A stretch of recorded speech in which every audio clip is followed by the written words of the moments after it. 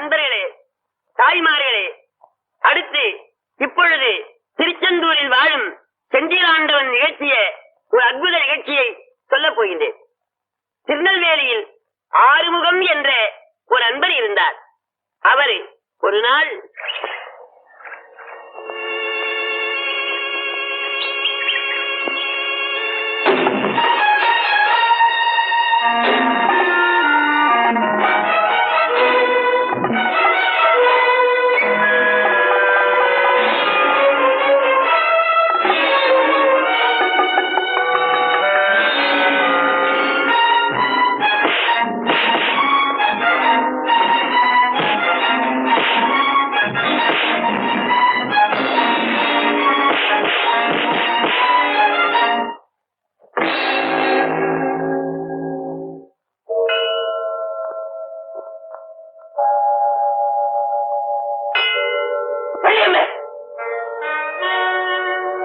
அந்த திருச்செந்தூரான கும்பிட்டது போதும், தூக்கி தலை.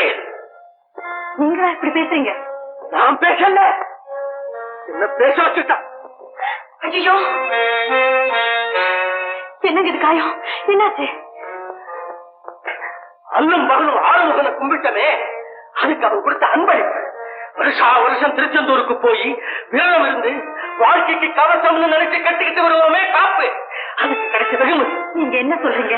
ஏற்கனவே தொழில நஷ்டப்பட்டு ரங்கசாமியோட சேர்ந்து கூட்டு வியாபாரம் செய்யலாம்னு தானே இருந்த நகைகளை எல்லாம் விற்கிறதுக்காக எடுத்துக்கிட்டு கிளம்பினேன். ஆமா, அதுக்கு என்னங்க இப்போ?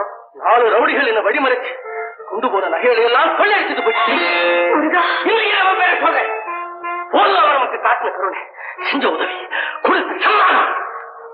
இதோ பாருங்க, ஆத்திரப்பட்ட ஆண்டவனை திட்டாதீங்க. நான் உறுதியா சொல்றேன், ஏதோ ஒரு பெரிய நஷ்டத்திலிருந்து நம்மளை காப்பாத்துறதுக்காகத்தான் இந்த சின்ன நஷ்டத்தை கொடுத்திருக்காரு. ஒருவேளை நாம் அந்த நகைகளெல்லாம் வித்து செய்ய போற வியாபாரம் ஆண்டவனுக்கு பிடிக்கலையோ என்னமோ, அதுக்காக மிச்சம் மீதி இருந்த கைப்பொருளை எல்லாம் நஷ்டமடைய செஞ்சது என்ன நியாயம்? எது நியாயம் எது நியாயம் இல்லைங்கிறதெல்லாம் அவனுக்கு தெரியும். நீங்க இப்படி எல்லாம் பேசாதீங்க. அப்படித்தான் பேசுறேன் வள்ளியம்மே. என்ன பொறுத்த வரைக்கும் இன்னையில இருந்து அவரை நான் வணங்க மாட்டேன், வணங்க மாட்டேன், வணங்கவே மாட்டேன். வேண்டாங்க, தேவனிந்திர தேடிக்காதீங்க. தவறு உங்க மேலதான். வள்ளியம்மே,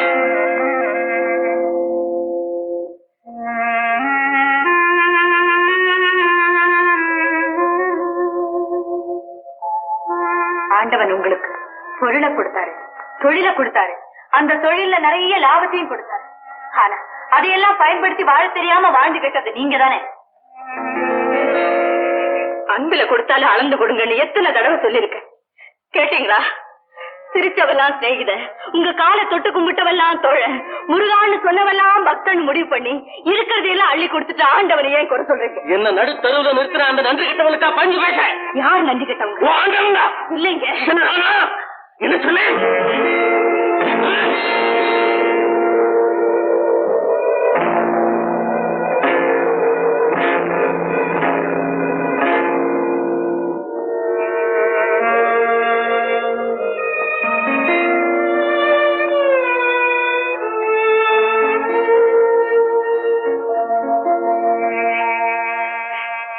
கொஞ்சம் யோசிச்சு பாருங்க, உங்ககிட்ட இருந்து பறிச்சது நகைய மட்டும்தான், என் மாங்கல்யத்தை இல்லைங்க. அந்த திருடுங்க உங்களை குத்தி கொலை செஞ்சுட்டு அந்த நகையில பறிச்சுட்டு போயிருந்தா நான் இப்படி பூவும் பொட்டோட உங்க முன்னால நின்று பேச முடிஞ்சிருக்கா?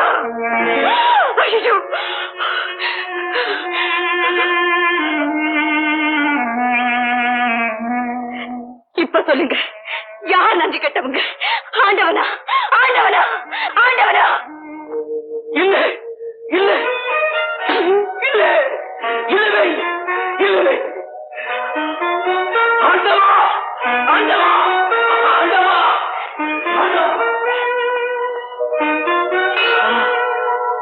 வந்தவினையும் வருகின்ற வல்வினையும் கந்தன் என்று சொல்ல கலங்கிடுமே சிந்து நகர் கேரகா என்று திருநீர் அறிவோருக்கு நேவராதே வினை அப்படின்னு தினம் தினமும் புகழ்வாரி துதிக்கிற நானே உருளை இழந்த வேதனையில என்ன மறந்து என்னென்னமோ பேசிட்டேன்பா.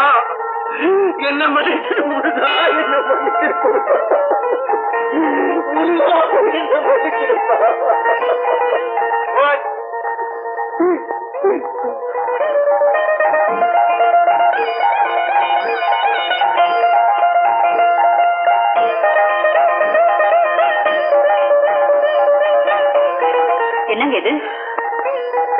திருச்செந்தூர்ல நாளை கழிச்சு உங்க அக்கா மனுக்கு கல்யாணம் இல்ல, அதுக்காக முறைப்படி பத்திரிகை வந்திருக்குது. நீ எப்ப புறப்பட போற? நான் போறது இல்லைன்னு நேத்தே முடிவு பண்ணிட்டேங்க. ஏன் வழியில? போன தடவை போன போதே அக்கா என்கிட்ட சரியா பேசல. என்ன காரணம்? தொழில நஷ்டம் ஏற்பட்டு அவங்க அந்தஸ்துக்கு நாம தாழ்ந்துட்டோம் இல்லையா, அதனாலதான். இப்போ உடம்புல ஒரு நகை இல்லாம போனா என்ன மட்டும் இல்ல உங்களையும் கேவலமா பேசுவாங்க. வழியமே இந்தாம்மா, இதெல்லாம் போட்டுக்கிட்டு கல்யாணத்துக்கு புறப்படும். சுகமா இது? ஆச்சரியப்படாதீங்க, பக்கத்து வீட்டுல இருக்கிற உங்களுக்கு என் புருஷன் பழப்பதான் தெரியுமில்ல. அடுத்த வாரம் என் பொண்ணுக்கு கல்யாணம் வச்சிருக்கிறேன். இதையும் எடுத்துக்கிட்டு போய் பழையபடி குடிச்சு தீர்த்துட்டாருன்னா கல்யாணமே நின்று போயிடும். அதனால இதை உங்ககிட்ட கொடுத்து வைக்கலான்னு தான் கொண்டு வந்தேன். நீங்க பேசணும் நான் கேட்டுக்கிட்டு தான் இருந்தேன். இந்தம்மா. அம்மா ஒண்ணு யோசிக்காதம்மா, இந்த இதெல்லாம் போட்டுக்கிட்டு சந்தோஷமா கல்யாணத்துக்கு போயிட்டு வா. நான் வர்றேம்மா.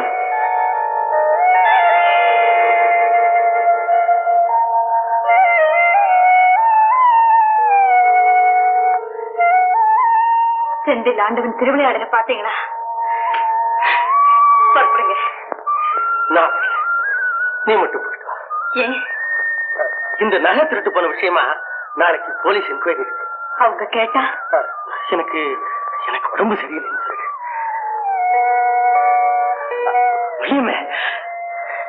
என்னங்க? கல்யாணம் முடிஞ்ச உடனே அப்படியே செந்திலாத தரிசனம் பண்ணிட்டு வா. மறந்துடாத. சரிங்க.